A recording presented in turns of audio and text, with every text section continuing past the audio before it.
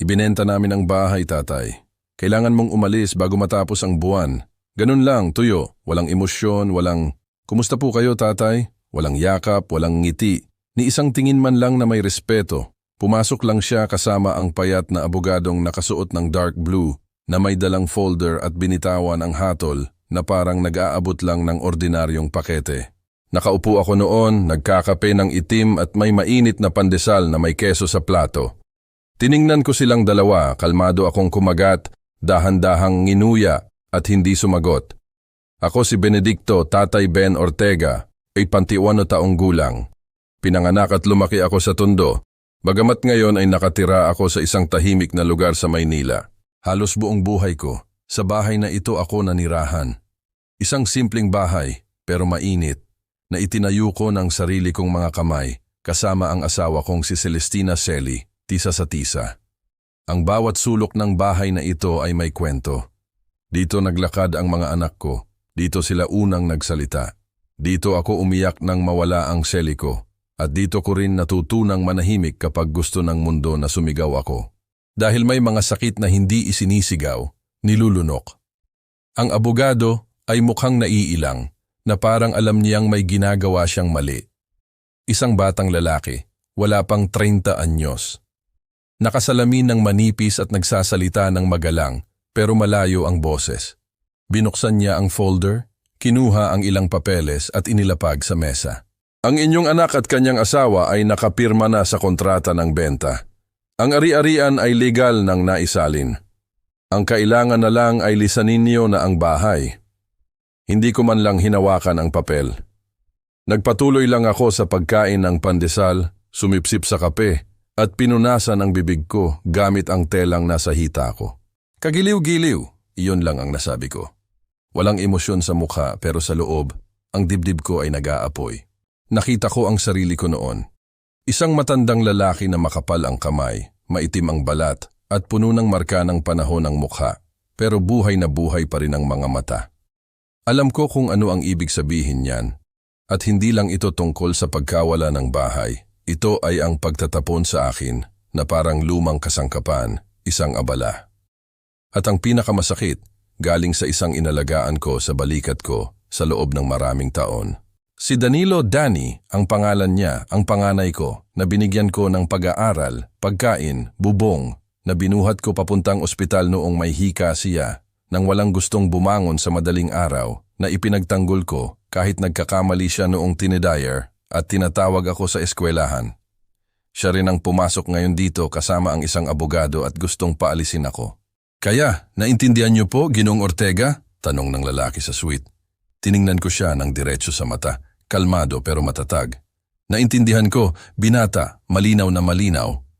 Si Danny ay hindi man lang gumalaw, nakatayo, nakakrus ang braso at nakatingin sa sahig. Wala man lang siyang lakas ng loob na tumingin sa akin. At nagtanong pa rin ako sa sarili, may duda kaya siya sa puso niya? May kaunting pagsisisi? Ngunit wala. Nang itinaas niya ang ulo niya, ang nakita ko ay kalamigan, distansya, na parang problema ako, hindi isang ama. Nagpaalam sila ng mabilis. Sinabi nilang babalik sila sa loob ng ilang araw para ayusin ang mga detalye ng paglipat at sinamahan ko sila sa gate ng kalmado, walang pagmamadali at dahan-dahang isinara pagkalis nila. Nagtagal ako roon, nakatayo at tinitingnan ang lupa ng bakuran. Lumapit ang aso ko at ipinatong ang nguso niya sa binti ko. Kinamot ko sa likod ng tenga niya at bumalik sa loob. Ang bahay ay tahimik, tulad ng kalimitang nangyayari pagkatapos ng isang matinding dagok. Umupo ako sa tumba-tumba kung saan ako madalas makinig sa radyo.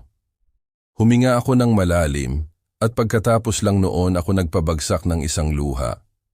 Pero hindi iyon luha ng kalungkutan, kundi ng galit, ng isang tahimik pero mabigat na pagkadismaya dahil kilala ko ang sarili ko.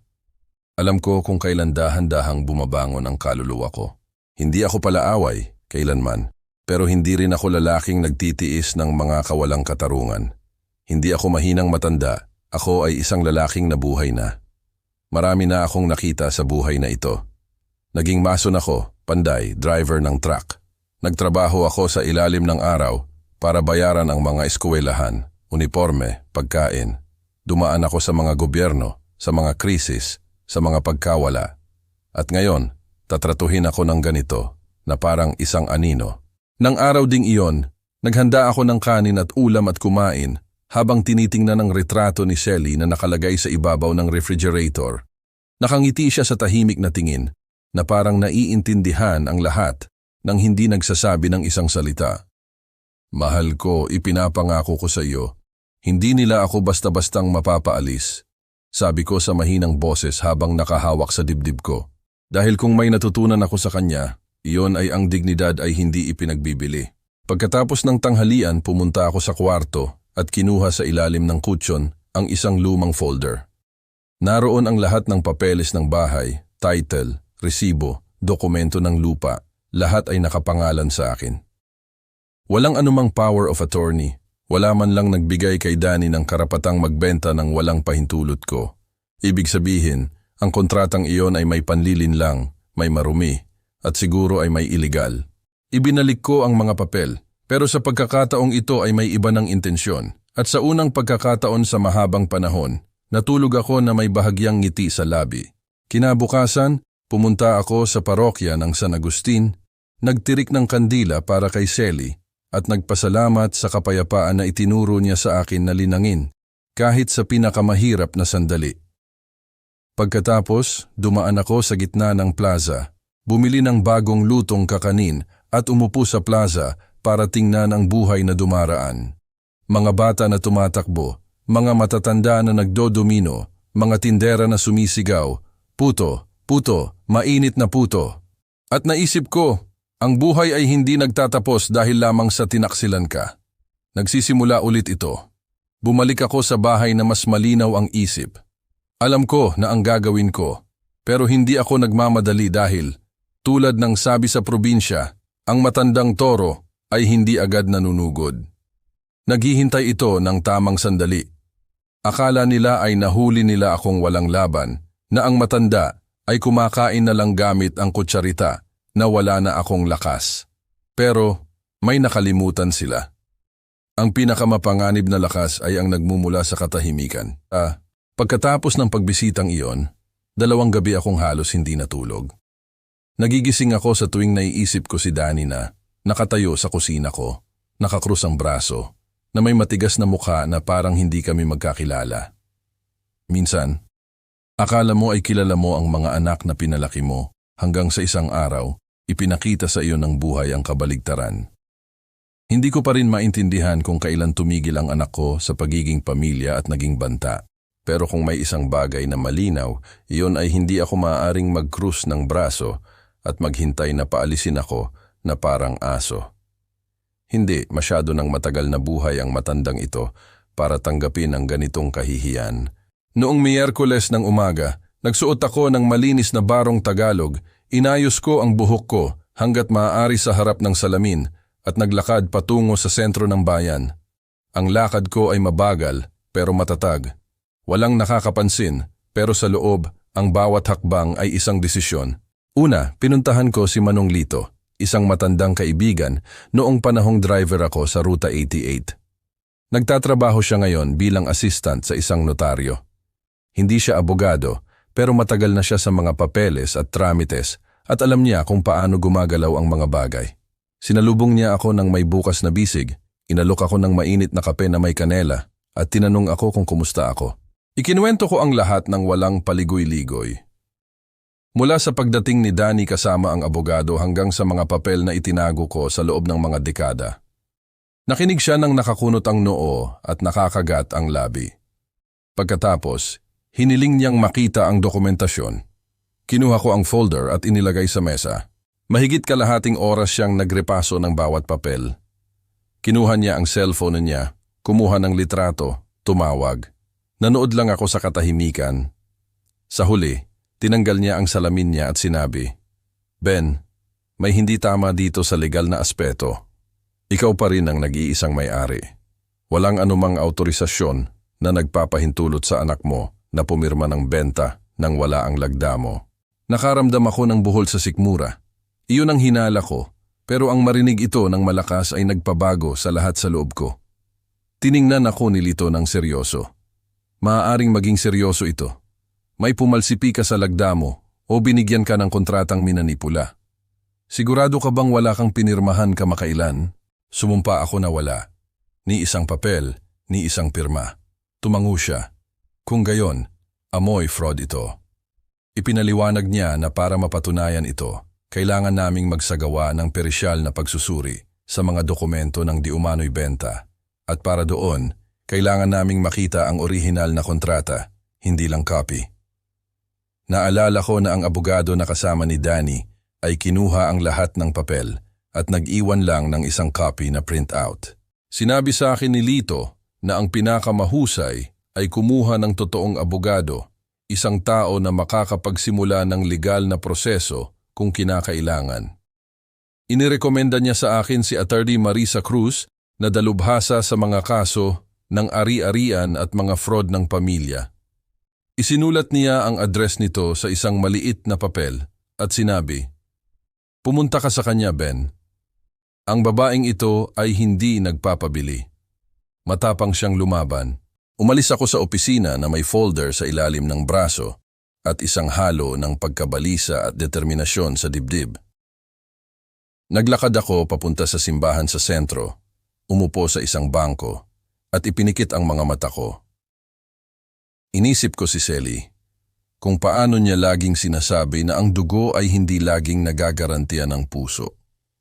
At sumakit sa akin ang isip na iyon dahil palagi akong naniwala na si Danny ang pinakamabait sa kanilang dalawa. Si Rafael Rafi, ang bunso, ay mas impulsive, mas malayo.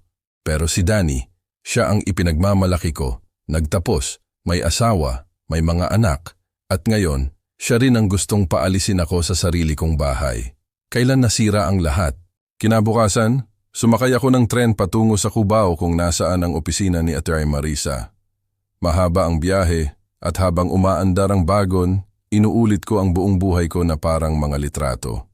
Si Sally na may apron na puno ng harina, si Danny na naglalaro ng truck na kahoy na ginawa ko ng sarili kong mga kamay. Ang mga Pasko sa bakuran na may mga ilaw na nakasabit sa mga puno.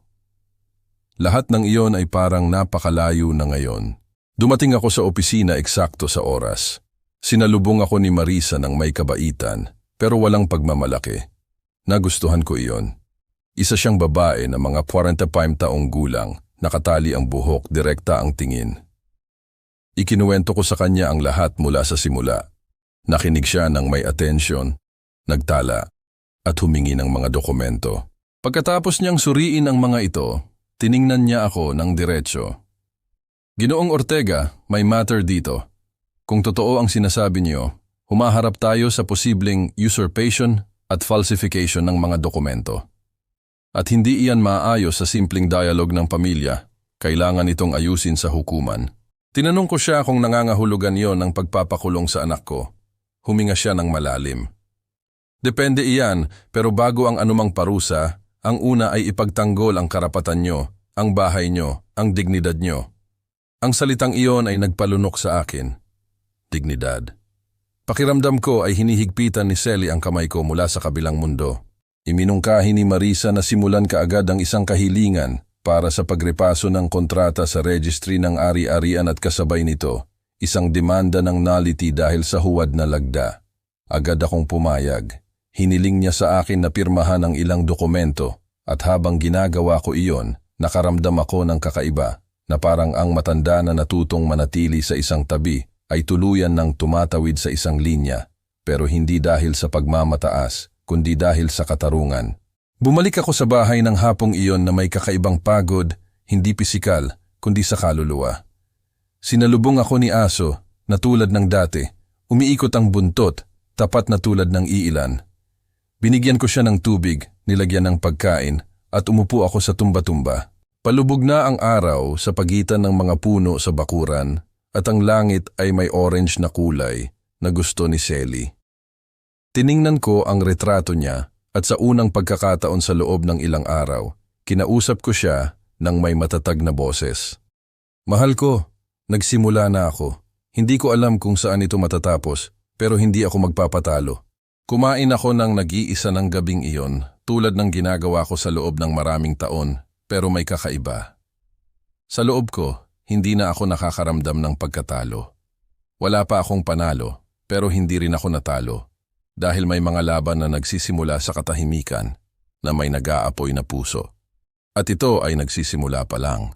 Noong Biyernes ng umaga, habang nagpuputol ako ng halaman sa bakuran, narinig kong may kumakatok sa gate ng paulit-ulit.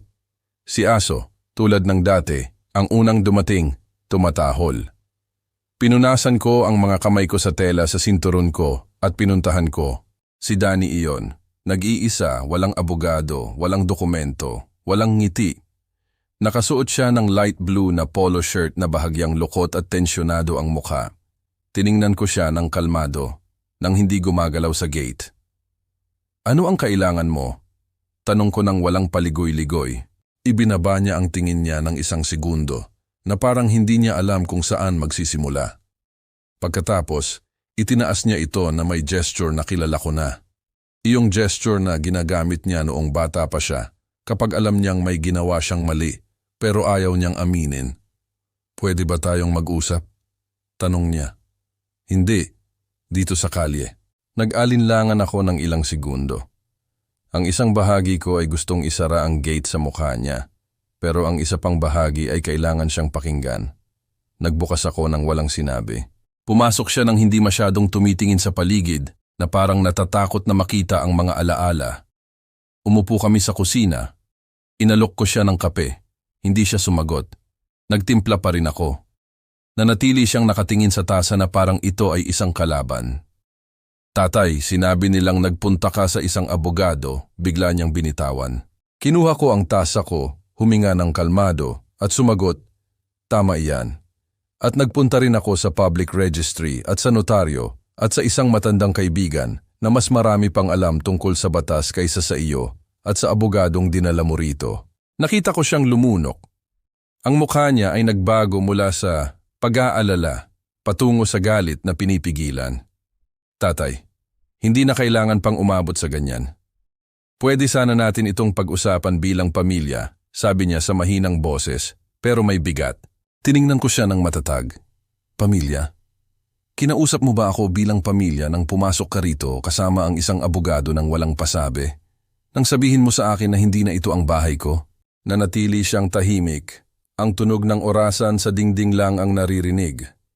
Pagkatapos, tumayo siya, naglakad ng kaunti sa kusina at bumalik sa pagkakaupo.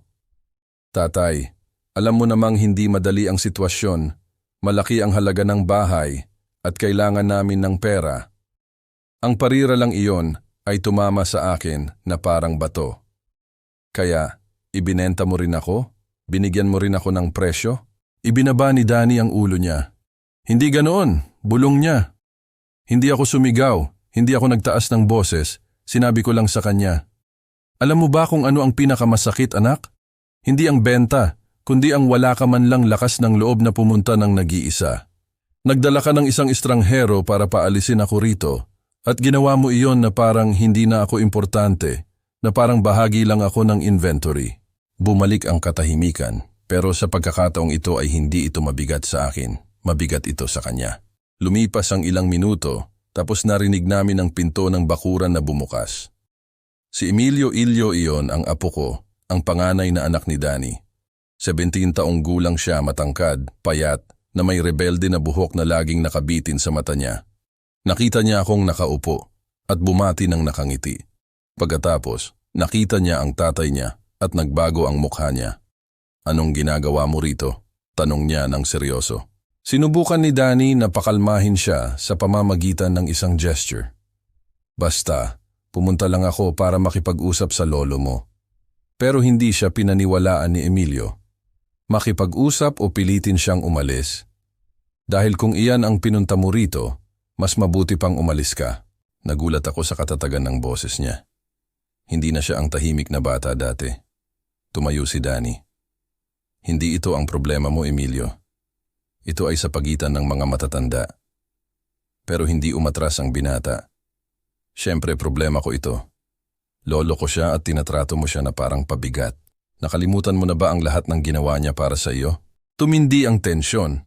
Dahan-dahan akong tumayo at ipinatong ang isang kamay sa balikat ng binata. Kalma lang anak, hindi tayo pumunta rito para makipag-away. Tiningnan ako ni Emilio na nagniningning ang mga mata. Kasi hindi po ito tama, Lolo. Hindi ka nila pwedeng tratuhin ng ganyan. Tinapik ko siya. Alam ko. At iyan ang dahilan kung bakit ginagawa ko ang dapat kong gawin, pero walang galit gamit ang isip. Si Danny ay namumula. Kinakagat ang mga salita. Tiningnan niya ako at sinabi, gusto ko lang sana ayusin ito nang walang mga abogado. Sumagot ako ng malinaw, kung gayon, dapat inisip mo muna yan bago ka nagdala ng isa rito. Ngayon, hindi na lang ito problema mo, problema ko na rin ito at ng katarungan. Naglakad siya patungo sa pinto. Bago siya umalis, lumingon siya at binitawan. Nagkakamali ka, sumagot ako. Mas masahol pa ang iyo, pero ang pagkakaiba ay handa akong harapin iyan. Pagkaalis niya, umupo kami ni Emilio sa bakuran. Palubog na ang araw at ang langit ay pininturahan ng orange at gray. Ikinuwento niya sa akin na mula nang malaman niya ang lahat, hindi na siya makatulog, na narinig niya ang mga magulang niya na nag-uusap sa gabi tungkol sa problema ng lolo at naramdaman niya na tinaksilan siya. Niyakap niya rin ako ng mahigpit. Nasa tabi mo ako, Lolo, anuman ang mangyari. Nakaramdam ako ng init sa dibdib dahil sa gitna ng maraming pagkadismaya, ang yakap na iyon ay isang ginhawa. Kinabukasan, tinawagan ako ni Marisa. Sinabi niya na sinimulan na nila ng opisyal ang tramite para pigilan ang anumang pagtatangka ng pagpapaalis, na natanggap na ng judge ang kahilingan at na sa mga susunod na araw ay magkakaroon ng preliminary hearing. Ipinaliwanag niya sa akin na si Danny at ang asawa niya ay ipapaalam at na dapat akong maging handa emotionally dahil ang paparating ay hindi magiging madali.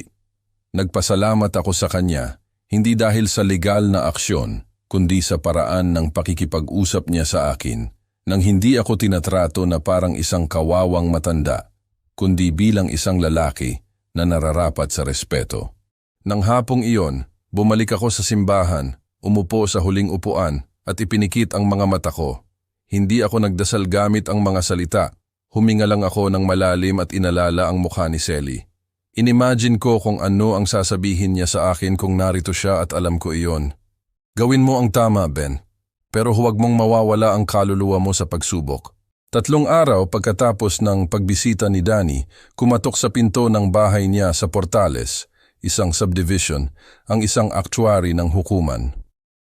May hawak siyang notification, isang formal na demanda ng nullity dahil sa huwad na lagda at suspension kaagad ng anumang operasyon sa ari-arian. Ikinuwento sa akin iyon ni Emilio ng hapong iyon na malaki ang mga mata.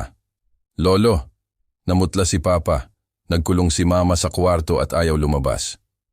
Hindi ako nagsalita. Umayos lang ako sa tumba-tumba at nagpatuloy sa pagbabalat ng mga mandarin. Alam mo na bang mangyayari iyon? Tanong niya sa akin. Ngumiti ako ng bahagya. Anak, kapag ginagawa ng isang tao ang tama, gumagalaw ang mga bagay ng mag-isa. Nang gabing iyon, ayon kay Emilio, nagkaroon ng sigawan sa bahay nila. Malalakas na sigaw. Ang nanay niya, si Vanessa, ay sinisisi si Danny sa paggawa ng lahat nang hindi muna kumonsulta ng maayos dahil sa pagpapabigat sa lahat. Akala niya ay aalis ako ng masunurin na hindi ako gagalaw, sinabi niya sa mga kaparehong salita. At si Danny sa unang pagkakataon sa mahabang panahon ay nawalan ng sagot. Ayon kay Emilio, sinabi lang niya, at ano ang gusto mong gawin ko? Ang tatay ko, tahimik lang siya palagi. Hindi ko inakalang ipagtatanggol niya ang sarili niya. Naroon ang problema, naisip ko. Pinalaki akong malakas, pero hinatulan akong maamo. Kinabukasan ng umaga, nakatanggap ako ng hindi inaasahang tawag. Si Vanessa iyon.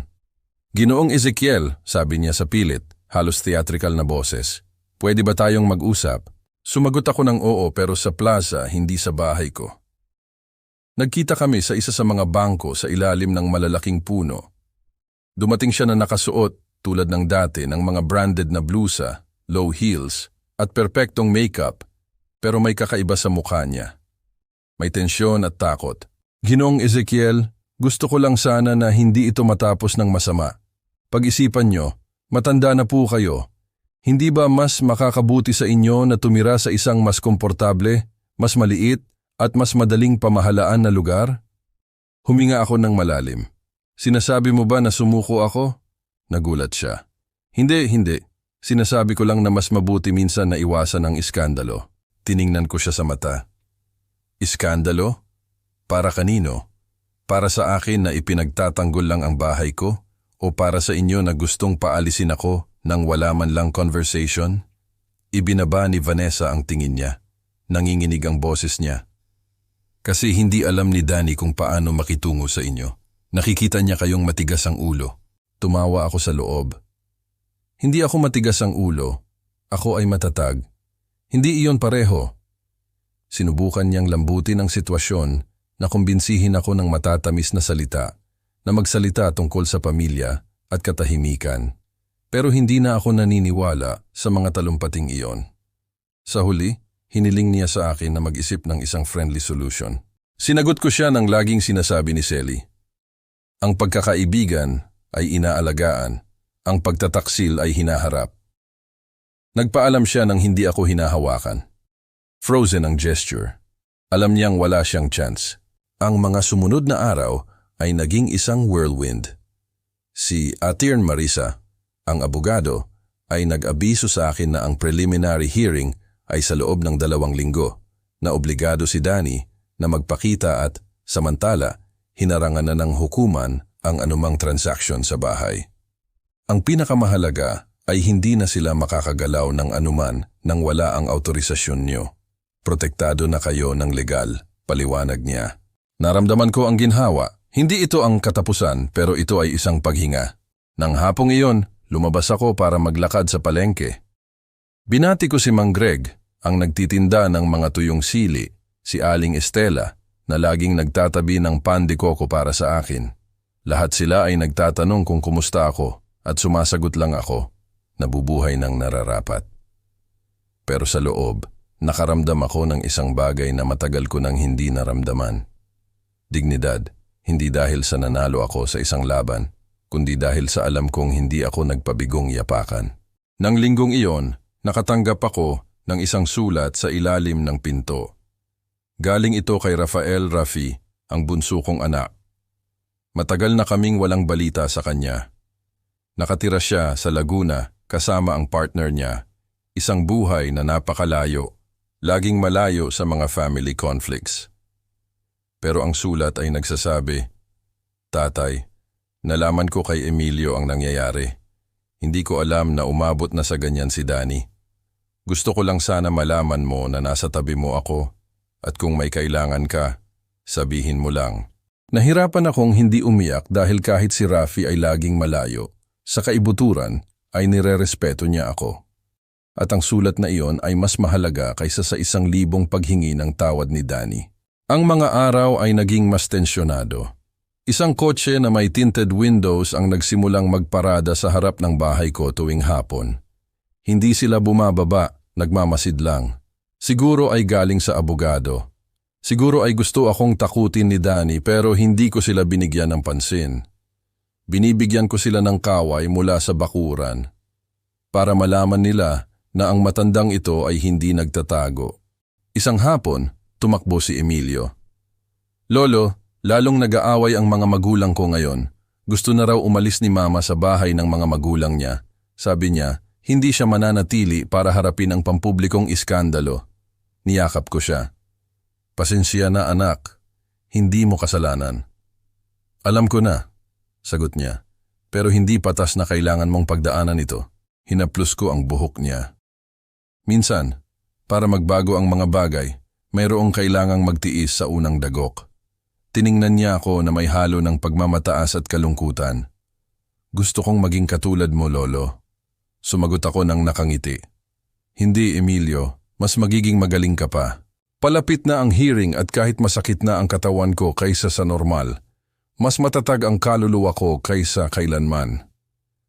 Sinamahan ako ni Selly sa bawat pag-iisip at sa katahimikan ng bahay, sa pagitan ng mainit na kakanin at ng amoy ng kape.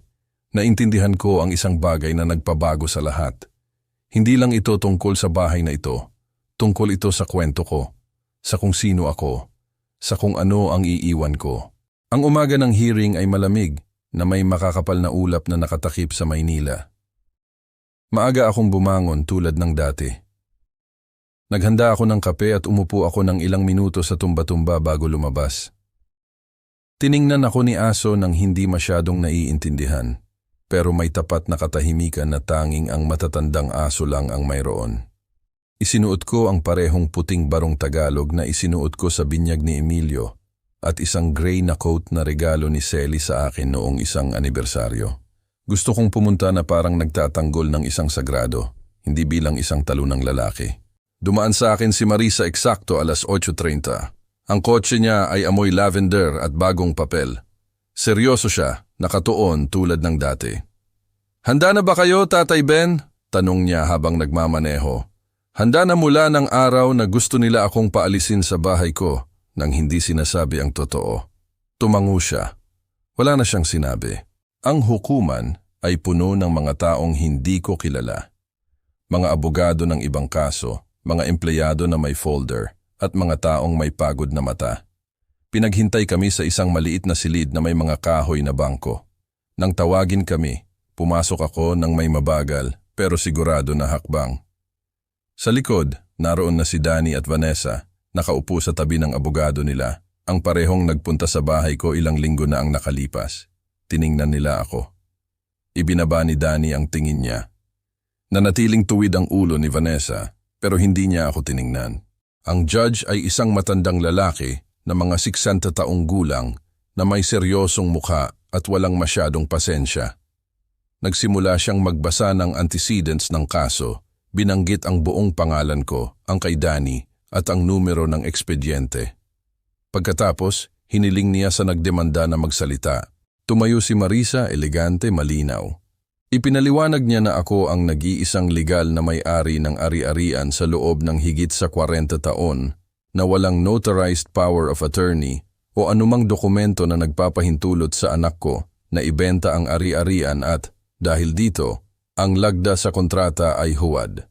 Hinihiling namin, Your Honor, ang nullity ng kontrata ng benta dahil sa pagiging isang fraudulent act at nasimulan ang kaukulang investigasyong kriminal kung mapapatunayan ang falsification ng lagda pagtatapos niya ng may matatag na boses.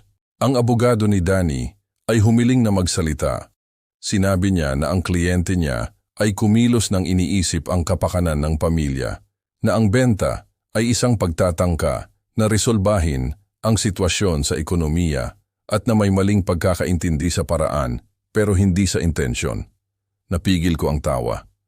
Ang dali palang balutan ang kasakiman ng magagandang salita. Hiniling naman ng judge ang pahayag ko. Tumayo ako, naglakad patungo sa harapan at sumandal sa gilid ng mesa. Tiningnan ko si Danny at pagkatapos ay ang judge. Hino, ang bahay na ito ay hindi lang mga pader at bubong. Ito ang lugar kung saan ko pinalaki ang mga anak ko, kung saan ko inilibing ang asawa ko, kung saan ako umiyak ng nag-iisa sa loob ng maraming taon nang walang nakakakita. Hindi ako mayaman, wala akong marami, pero ito ay akin. Itinayo ko ito ng mga kamay ko, nilagdaan ko ito ng buhay ko. At ngayon, ang isang dinala ko sa mundo ay gustong agawin ito na parang wala ako.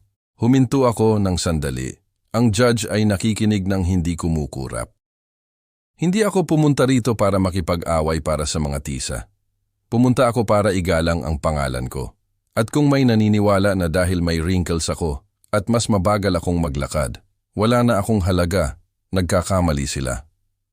Bumalik ako sa upuan ko. Ang katahimikan sa silid ay mabigat na parang tingga. Hiniling ng judge ang graphological analysis ng lagda. Hiniling iyon ni Marisa ilang araw na ang nakalipas at nasa ekspediente na. Binasa ang mga resulta.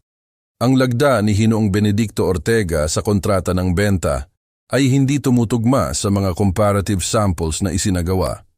Confirmed na falsified ito. Tinabunan ni Vanessa ang bibig niya gamit ang kamay niya. Ipinikit ni Danny ang mga mata niya. Wala nang dapat sabihin.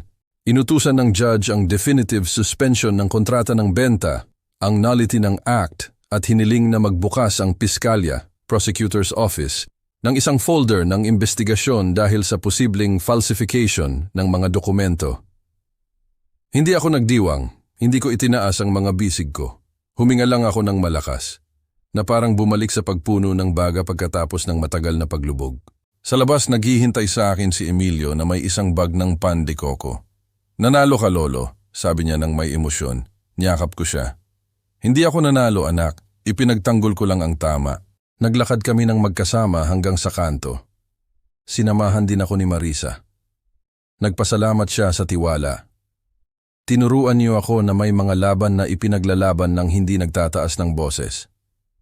Nagpasalamat ako sa kanya pabalik, hindi sa mga salita, kundi sa isang tingin na nagsasabi ng lahat.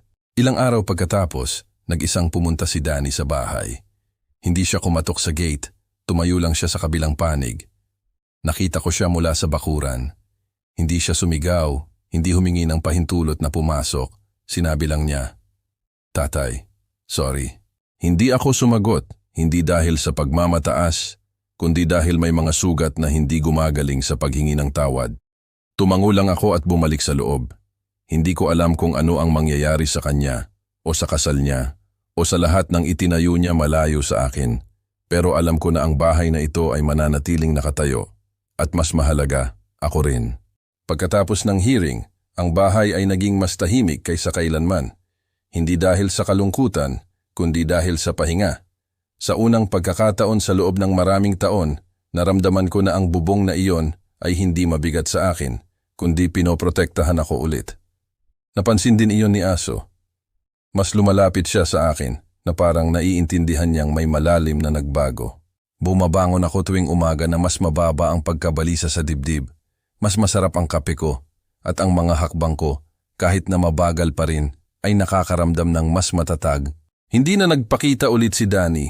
Pagkatapos ng maikli at tuyo na paghingi ng tawad sa harap ng gate, wala na akong balita sa kanya. Ikinuwento sa akin ni Emilio na halos hindi na nagsasalita ang tatay niya, na ginugugol niya ang mga hapon ng nakakulong sa studio at na umalis si Vanessa sa bahay ng mga magulang niya kasama ang mga mas bata nilang anak. Sinasabi nila na nagbibigayan sila ng time, sabi niya sa akin. Hindi na ako nagtanong pa, hindi dahil sa walang interes, kundi dahil natutunan ko sa mga dagok na may mga bagay na ginagaling ng oras at may iba na kailangan lang na hayaan mong mabulok ng mag-isa. Isang ordinaryong umaga, habang nagwawalis ako sa bakuran, narinig ko ang isang pamilyar na boses sa likod ko.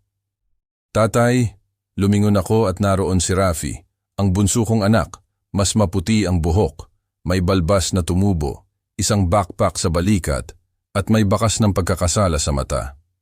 Matagal na kaming hindi nagkita, siguro mula pa noong libing ni Selly. "Pwede ba akong pumasok?" Nagkumpas ako gamit ang ulo. Pumasok siya ng tahimik na parang hindi alam kung nabibilang pa ba siya sa lugar o hindi. Umupo kami sa kusina, nagtimpla ako ng kape para sa kanya tulad ng dati na parang hindi lumipas ang panahon. Sumipsip si Rafi at tiningnan ako. Alam ko ang nangyari. Ikinuwento sa akin ni Emilio. Gusto ko sanang pumunta ng mas maaga pero hindi ko alam kung tanggap ako. Sumagot ako ng walang paligoy-ligoy. Ang bahay na ito ay sa iyo, anak, hindi dahil sa mga papel, kundi dahil sa kung ano ang naranasan mo rito. Tumango siya, ibinaba ang tingin. Hindi ako kailanman naging ganoon kalayo. At sa parehong oras naging ganoon ako kalapit. Nakita ko kung paano kanila tinrato, kung paano kanila dahan-dahang pinapaalis. Naging bahagi rin ako ng pagpapabaya na iyon.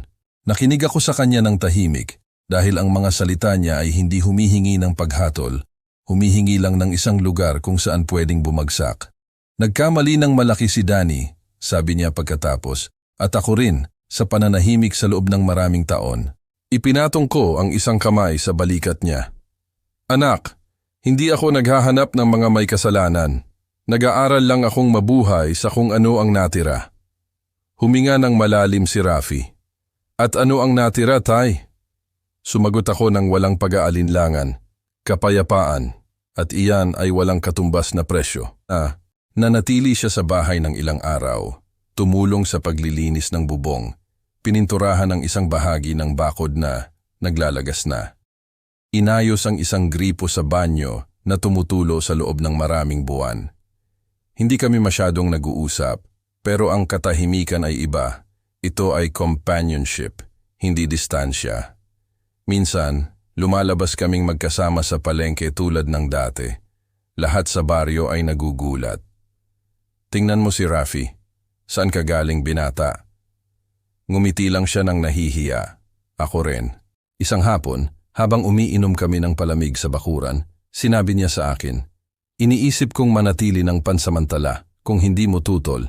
Sumagot ako ng simple. Itinaas ko ang pitcher at sinervan siya ulit. Naintindihan ni Rafi. "Salamat, tatay." Sinabi ko lang, ikaw ang bahala kung kailan ka aalis. Sa mga araw na iyon, bumisita rin si Marisa. Pumunta siya para ihatid sa akin ang huling mga papel ng kaso. Lahat ay pirmahan, selyado, isinara ang proseso. Ang bahay ay opisyal na ligtas. Walang sino man ang makakahawak dito ng walang pahintulot nyo. Sa inyo ito, legal at definitely. Inalok ko siyang umupo ng sandali. Pumayag siya. Nag-usap kami tungkol sa pamilya niya, ang pagkabata niya sa Istalapa, ang mga kawalang katarungan na nakita niya bilang abogado. May ipinagtapat siya sa akin na tumatak sa isip ko. Ang pinakamasakit na kaso na nakikita ko ay hindi sa pagitan ng mga estranghero, kundi sa pagitan ng mga magulang at anak. Dahil kapag nasira ang ugnayang iyon, walang kontrata ang makakaayos nito. Nagpasalamat ako sa lahat pero higit sa lahat, sa paniniwala sa isang matanda na walang nakikinig. Sa paglipas ng panahon, nalaman ng mga tao sa baryo ang kwento. Ang iba ay binabati ako, ang iba ay nananatiling tahimik. Pero lahat ay iba ang tingin sa akin. Hindi na bilang ang tahimik na lolo sa kanto, kundi bilang isang taong iginalang ang sarili. At iyan, maniwala ka, ay mas mabigat kaysa sa anumang mana. Isang linggo, nag-isang pumunta si Emilio nang walang pasabi. May hawak siyang notebook. "Ano ang dala mo riyan, anak ko?" tanong ko. Umupo siya sa harap ko ng kinakabahan. "Gusto kong ikwento mo sa akin ang kwento mo, lolo. Lahat mula ng bata ka pa, mula kung paano mo nakilala si lola, mula kung paano mo itinayo ang bahay na ito. Gusto kong isulat iyan." Naantig ako. "Para saan, anak ko?" "Dahil ayaw kong iba ang magkwento para sa iyo. Dahil gusto kong maalala ito ng maayos. At dahil gusto kong malaman ng mga anak ko, kapag nagkaroon ako, kung sino ka." Pumayag ako na may mga luha na nag-aapoy sa loob ko. Dahil sa huli, siguro iyon ang pinakamahalagang maiiwan, ang boses ko, ang kwento ko, ang katotohanan ko na isinulat ng isang taong gustong makinig. Dumating si Emilio ng maaga noong Sabado na may spiral notebook, isang thermos na may kape, at 2 pandesal na gusto niya. "Gusto kong magsimula ngayon mula sa simula, lolo," sabi niya sa akin. "Mula kailan?" tanong ko. "Mula bago ka naging tatay. Mula nang Ben ka pa lang." Umupo kami sa bakuran sa ilalim ng lilim ng puno ng mangga na ako mismo ang nagtanim noong sanggol pa si Danny. Ang araw ay tumama ng pahilis, mainit, at ang hangin ay may amoy ng basang lupa. Tiningnan ko siya ng sandali, napakabata, na may mga mata na puno ng pag-uusisa, at sinabi ko sa kanya, "Sige, pero makinig ka gamit ang puso mo, hindi lang sa tenga, dahil may mga bagay na hindi maisusulat, nararamdaman lang." Nagtala siya mula sa unang salita. Ikinuwento ko sa kanya na pinanganak ako noong 1944 sa Tondo, noong ang mga kalye ay lupa pa at ang mga kalabaw ay dumadaan na may dalang kahoy. Na ang tatay ko ay isang carpenter at ang nanay ko ay isang seamstress. 7 kaming magkakapatid at kahit tuyo ang kinakain namin araw-araw, hindi kami nawalan ng bubong at isang kamay na humaplos sa noo namin habang natutulog. Nagsalita ako tungkol sa una kong trabaho sa paglilinis ng sapatos sa labas ng palengke ng San Juan, kung saan natuto akong tumingin sa mga lalaki sa mata. Doon, anak ko, naintindihan ko na ang respeto ay hindi hinihingi, kinikita iyan. Tahimik na nagsusulat si Emilio nang may atensyon. Minsan, hinihiling niyang ulitin ko ang isang parirala. Minsan naman, tumatango lang siya ng naantig. Ikinuwento ko sa kanya kung paano ko nakilala si Sally. Sa isang kermes iyon sa simbahan ng San Agustin. Nagtitinda siya ng bibingka kasama ang tiyahin niya. Nakasuot ako noon ng sapatos na masikip sa akin, Pero naglakas loob pa rin akong yayain siyang sumayaw. Sumayaw kami ng 2 kanta at pagkatapos, sinabi niya na hindi na, kailangan niyang bantayan ang puto niya. Nagngitian kaming dalawa. At paano mo nalaman na siya iyon? Tanong niya sa akin. Dahil nang umalis siya, naramdaman kong inalis niya ang hangin ko at ayaw kong mangyari iyon sa iba.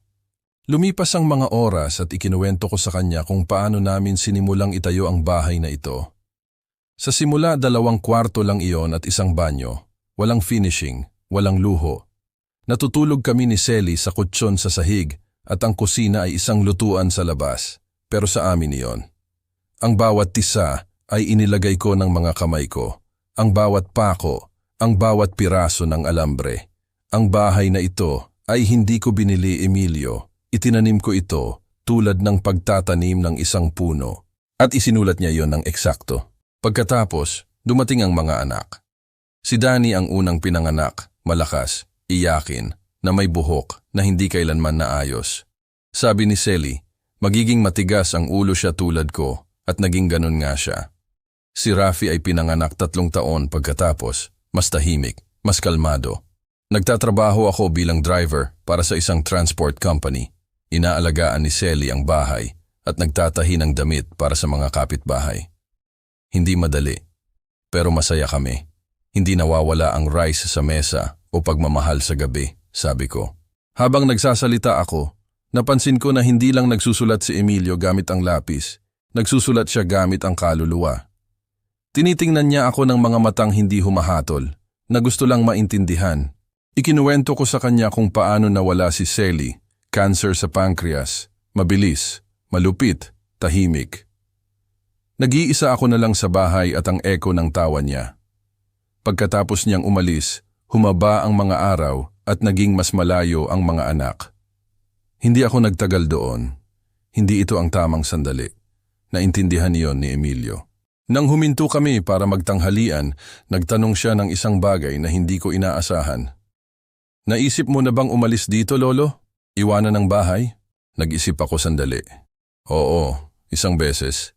Pagkatapos lang ng libing ni Selly, umupo ako sa bangko na yon sa bakuran at naisip ko, para saan pa ang manatili rito kung wala na siya? Pero pagkatapos, narinig kong umiiyak si Aso at naalaala ko na may kailangang magpatuloy sa pagdidilig ng hardin na ang pag-ibig ay hindi umaalis ng lubusan, nagtatago ito sa mga pader, sa mga sulok, sa mga nakasanayan. Pagkatapos kumain, nagpatuloy kami. Nagsalita ako tungkol sa kung paano ang buhay bago ang internet, bago ang mga cellphone sa bulsa. Ikinuwento ko sa kanya kung paano kami pumunta sa Luneta tuwing linggo kasama ang mga bata, kung paano kami bumili ng ice cream na lemon sa kanto ng parke. Nagsalita ako tungkol sa respeto na dati ay mayroon para sa mga matatanda, kung paano ang isang salita ay sapat na. Ngayon, marami ang naniniwala na ang edad ay abala, na ang mga matatanda ay pabigat, pero hindi nila alam na kung wala kami, hindi sila mapupunta sa kinaroroonan nila. Huminto si Emilio doon, isinara niya ang notebook ng sandali. Lolo, naging hindi rin ako patas sa iyo. Tiningnan ko siya. Bakit mo sinasabi iyan, anak? Dahil nakikita kitang parang isang tao sa nakaraan, na parang nandyan ka lang ng tahimik, naghihintay.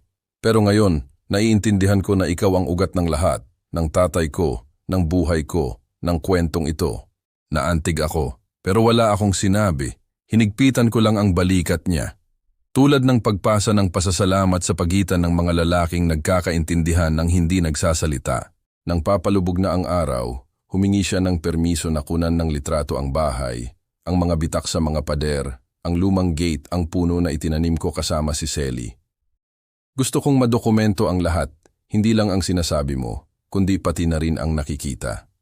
Sinabi ko sa kanya na oo, dahil naintindihan ko na ang ginagawa niya ay hindi lang para sa kanya, kundi para sa mga henerasyon na darating, para isang araw, kapag wala na ako, may magsasabi, dito tumira si Tatay Ben, isang lalaking hindi nagpabigong yumuko.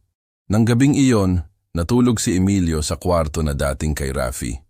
Bago patayin ang ilaw, sinabi niya sa akin mula sa pinto, "Salamat, Lolo, sa pagtitiwala sa akin ng kwento mo."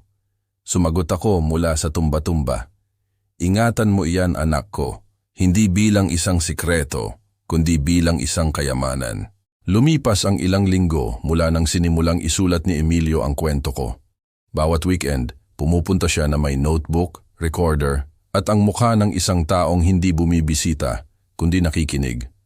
Nagtatanong siya ng mga detalye, humihingi ng mga petsa, at minsan, habang nagsasalita ako, nakikita ko siyang nagpupunas ng mga mata nang hindi ko napapansin.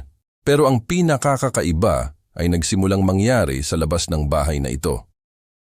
Isang hapon, ikinuwento sa akin ni Emilio na nagbasa siya ng isang bahagi ng kwento sa eskwelahan niya. Klase iyon ng literature at hiniling ng teacher nila ang mga autobiographical text. Siya, nang hindi sinasabi na kanya iyon, binasa ang bahagi kung saan ko ikinuwento kung paano ko nakilala si Selly sa kermes.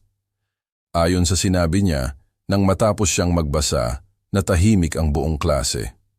Walang nagsalita sa loob ng ilang segundo. Pagkatapos, isang kaklase ang nagtaas ng kamay at nagtanong, "Buhay pa ba ang lalaking iyan?" Sumagot si Emilio na oo, lolo niya iyon. At doon nagsimula ang lahat.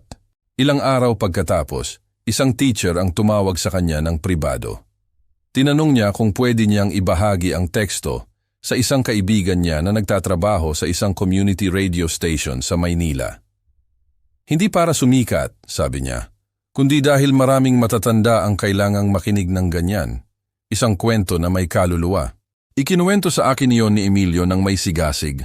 Ako, tulad ng dati, ay nanatiling tahimik ng sandali bago sumagot. At ano ang tingin mo, anak ko? Sa tingin ko, ang kwento mo ay makakatulong sa iba, mga lolo't lola na tulad mo, na minsan ay wala nang nakikinig. Inisip ko iyon buong gabi.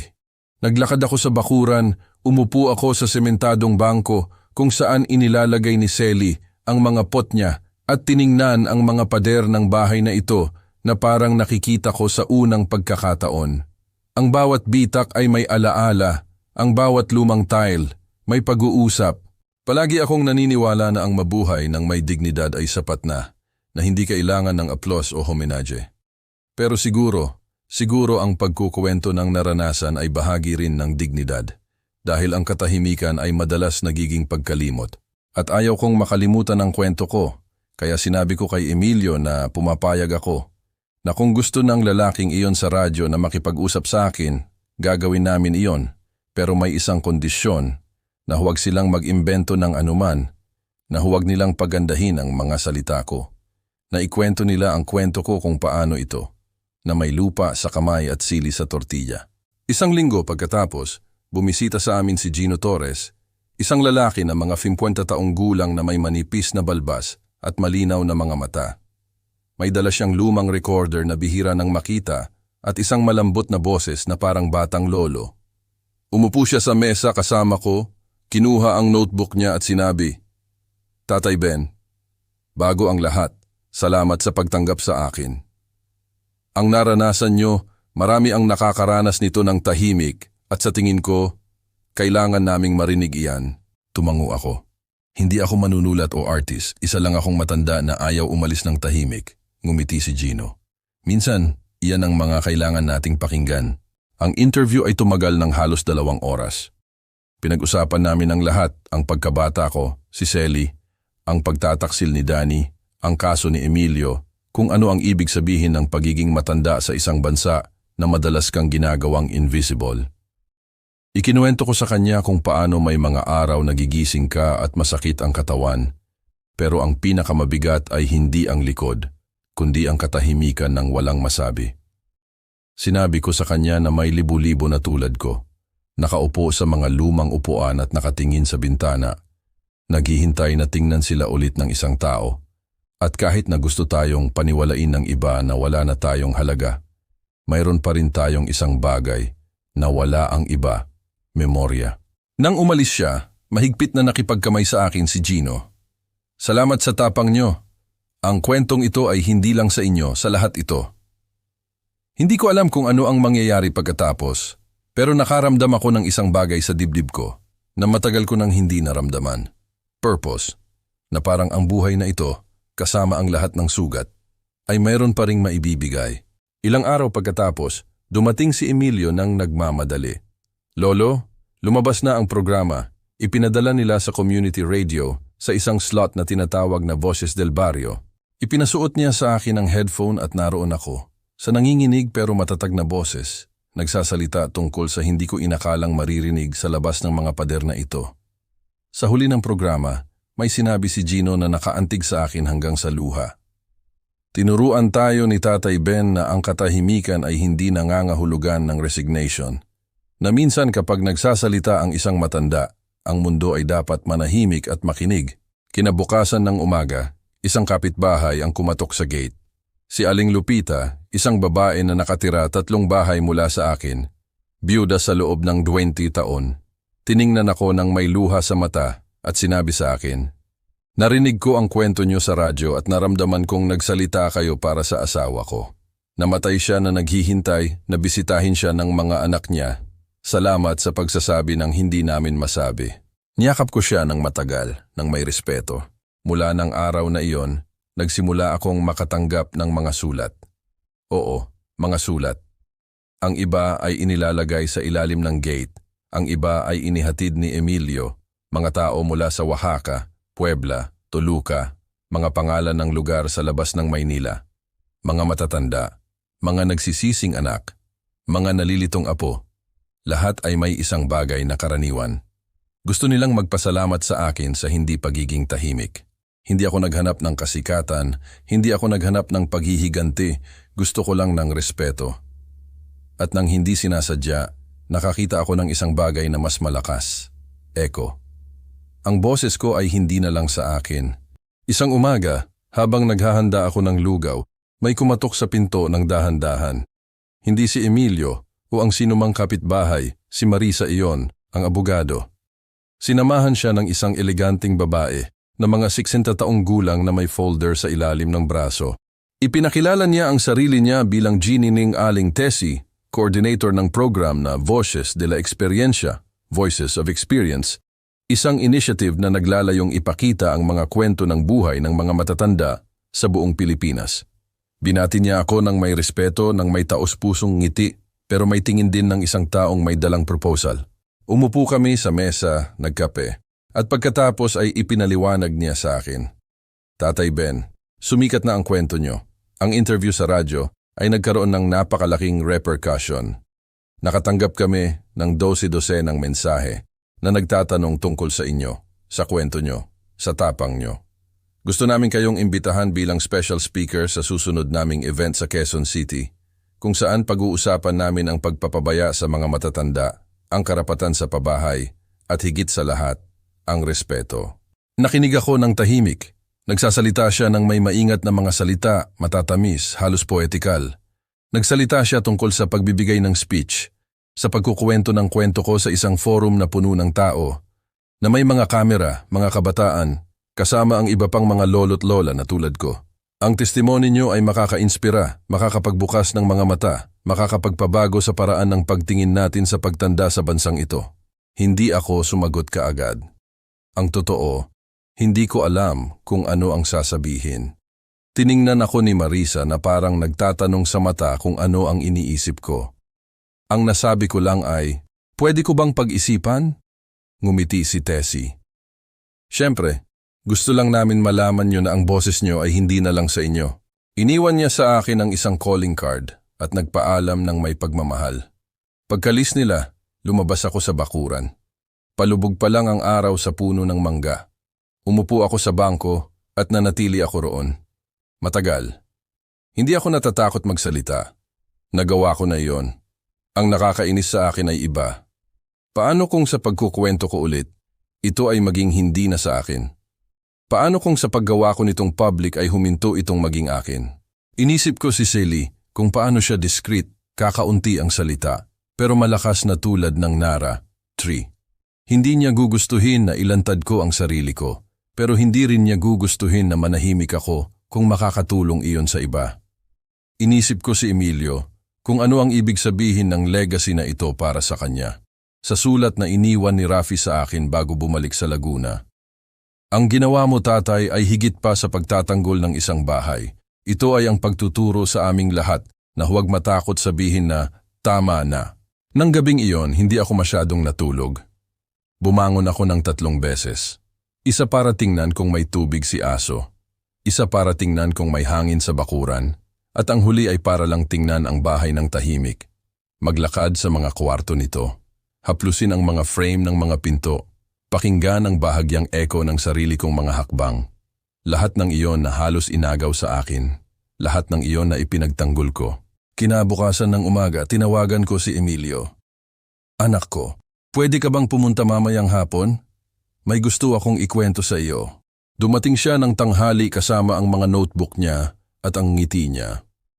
Umupo kami kasama ang 2 pansit na inihanda naming magkasama. At pagkatapos, nagtanong ako, ano ang gagawin mo kung hihilingin sa iyo na ikwento ng malakas ang isang bagay na masakit, pero makakatulong sa iba? Hindi siya nag-alinlangan. Ikwento ko yon, nang may takot, nang may kaba, pero ikukwento ko yon dahil kung hindi ko gagawin, siguro wala nang gagawa. Ikinuwento ko sa kanya ang tungkol sa event, sa speech, sa stage. Nakinig siya ng may atensyon. Pagkatapos ay tiningnan niya ako ng diretsyo. Lolo, walang sino man ang makakapilit sa iyo sa anuman, pero kung magdesisyon kang magsalita, nasa tabi mo ako. At iyon ay sapat na. Nang hapong iyon, tinawagan ko si Teresa. Pumapayag ako, sabi ko, pero may isang kondisyon. Hayaan akong magsalita kung sino ako, nang walang script, nang walang palamuti. Ngumiti siya sa kabilang linya. Iyan mismo ang gusto namin, Tatay Ben. Sa mga sumunod na araw, tinulungan ako ni Emilio na maghanda ng ilang notes, hindi isang speech, kundi mga ideya lang, mahahalagang alaala, mga parirala na gusto kong sabihin. Nagpractice kami ng ilang beses sa bakuran. Nagkakamali ako, humihinto, tumatawa. Pero sa tuwing nagsasalita ako, may isang bagay sa akin ang tumitibay, na parang sa wakas ay naintindihan ko na ang lahat ng naranasan ay may mas malaking kahulugan. Dumating ang araw. Isinuot ko ang pinakamagandang pantalon ko, ang asul na barong Tagalog na gusto ni Selly, at isang sombrero na matagal ko nang nakatago. Sinamahan ako ni Emilio na nagniningning ang mga mata. Sa auditorium, may higit sa 100 tao, mga matatanda, mga estudyante, social workers, journalists. Nang ipakilala ako, nagkaroon ng mahabang palakpakan. Naglakad ako ng mabagal patungo sa microphone. Medyo nanginginig ang mga kamay ko, pero lumabas ang boses ng matatag. Ang pangalan ko ay Benedicto Ortega, 21 taong gulang ako. At hanggang kamakailan lang, gusto nila akong paalisin sa sarili kong bahay, hindi ng mga estranghero, kundi ng sarili kong anak. Ang katahimikan ay lubos. Ikinuwento ko ang kwento ko ng walang galit, ng walang pagmamalabis, na parang nagbabahagi, hindi na parang nag-aakusa. Nagsalita ako tungkol kay Selly, kay Emilio, sa katarungan, sa respeto, at tinapos ko sa isang bagay na nanggaling sa kaluluwa ko. Sa bansang ito, ang mga matatanda ay nakikita bilang abala, pero kami ang ugat. At kung matutuyo ang mga ugat, ang puno, ay walang kinabukasan. Ang palakpak na sumunod ay hindi nagpasaya sa akin, nagpalakas ito sa akin, dahil alam ko sa sandaling iyon na hindi ako nag-iisa. Nang bumalik kami sa bahay pagkatapos ng event, ang langit ay pininturahan ng malambot na orange na natutunaw sa pagitan ng mga tuktok ng mga puno. Tinulungan ako ni Emilio na tanggalin ang coat, inalok ako ng isang tasa ng tsaa at umupo kami ng sandali sa bakuran. Nahiga si Aso sa paanan ko tulad ng dati. Hindi kami masyadong nag-usap ng gabing iyon. Minsan, mas marami pang sinasabi ang katahimikan sa pagitan namin kaysa sa anumang salita. Tiningnan ko ang bahay ng may ibang mata, hindi dahil nagbago ito, kundi dahil sa wakas, nakaramdam ako ng iba sa loob nito. Ang bahay na iyon na dati ay banta, ngayon ay kanlungan ulit. Akin ang mga pader, ang bakuran ko, ang kwento ko, at ngayon ay boses ko na rin. Kinabukasan maagang dumating si Emilio. May dala siyang nakabalot sa brown paper na may pulang laso. Para sa iyo, Lolo. Binuksan ko ng dahan-dahan. Isa itong maliit na libro na may matigas na cover. Sa cover ang titulo, Benedicto Ortega, Mga alaala ng isang lalaking hindi nagpabigong yumuko. Binuksan ko at sinimulan kong tingnan ang mga pahina. Naroon ang lahat, mula sa pagkabata ko hanggang sa kaso, mula kay Selly hanggang kay Emilio. Ang mga salita ko, ang mga parirala ko, ang mga katahimikan ko. Ipinprint ko rin ito gamit ang ipon ko. Sabi niya sa akin, 10 copies lang para sa iyo, para kay Rafi, para sa mga kapitbahay, para sa library ng eskwelahan, at para sa akin. Hindi ko alam kung ano ang sasabihin, niyakap ko lang siya ng matagal, ng tahimik, tulad ng mga yakap na ibinibigay kapag hindi na kailangan ang mga paliwanag. Nang hapong iyon, lumabas ako para maglakad sa baryo. Binati ako sa bawat kanto. Nagregalo sa akin si Aling Estela ng pan de coco. Inalok ako ni Mang Greg ng tuyong sili ng walang bayad. Isang maliit na bata ang lumapit sa akin at sinabi, "Kayo po ba ang lalaki sa radyo?" Ngumiti ako. "Oo, anak ko. Ang parehong kumakain pa rin ng pandesal na may sili." Lahat sila ay tumawa. Ako rin, pero sa loob ko may malalim na tumatatak. Hindi na ako invisible. Nang gabi, umupo ako sa tumba-tumba ko at binuksan ulit ang libro. Binasa ko ng mahina ang sarili kong mga salita. Narinig ko ang sarili ko na nagkukwento kung paano ko nakilala si Selly, kung paano ko itinayo ang bahay na ito, kung paano ako nawalan, at kung paano ako lumaban.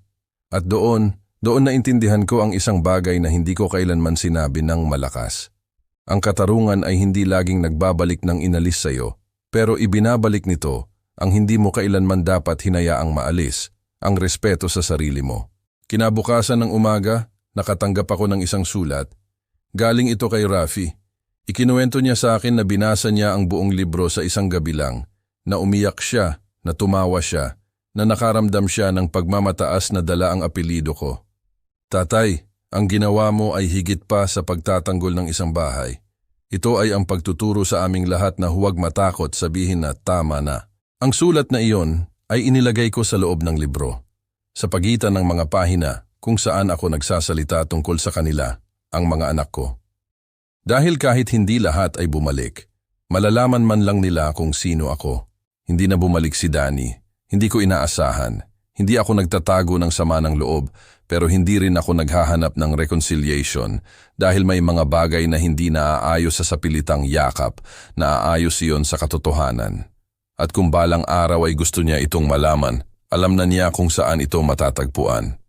Sa mga pahinang ito, sa bahay na ito, sa alaala ng isang matanda na hindi lumuhod. Ilang araw pagkatapos, hiniling sa akin ni Emilio na basahin ang isang bahagi ng libro sa cultural festival ng eskwelahan niya. Ginawa niya iyon sa harap ng lahat. Sinabi niya, "Tinuruan ako ng lolo ko na ang dignidad ay walang edad at ang memorya ay ang pinakamatapang na paraan ng paglaban." Pinalakpakan siya ng nakatayo.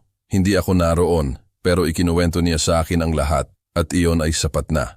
Ngayon, habang isinusulat ko ang mga huling salita na ito, dahil oo, gusto ko ring mag-iwan ng sarili kong wakas na isinulat ng sarili kong kamay. Gusto kong sabihin ang isang bagay sa makikinig sa akin, magbabasa sa akin, o aalala sa akin. Walang mas masahol na pagpapabaya kaysa sa ginagawa ng isang tao sa sarili niya.